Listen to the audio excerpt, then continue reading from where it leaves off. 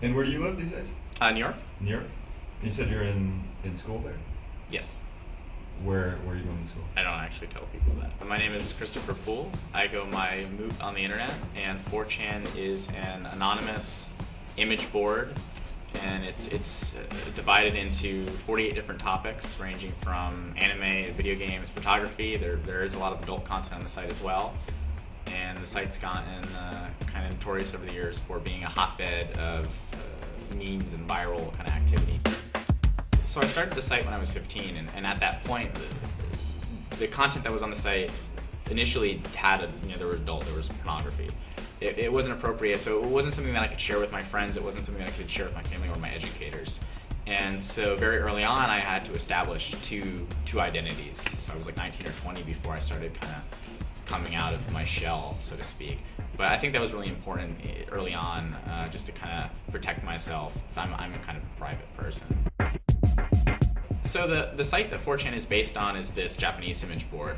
And in turn, the site that's based on is a Japanese text BBS.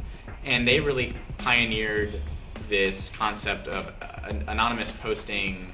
The conversation is raw, it's unfiltered, so you're getting like very truthful conversation. You judge somebody by the content of what they're saying and not their username, not their registration date.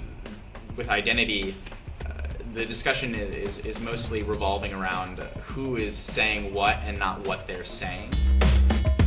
So the exploits that the site kind of carries out, most of them are harmless, but there have been times where it crosses over from the online to the real life, kind of for the worse.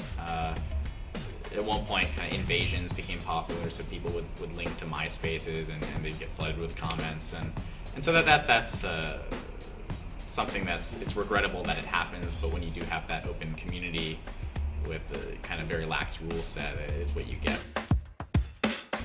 At this point, I really do stand behind anonymous communities.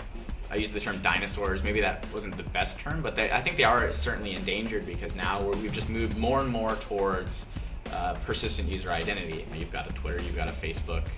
I guess you used to have a MySpace.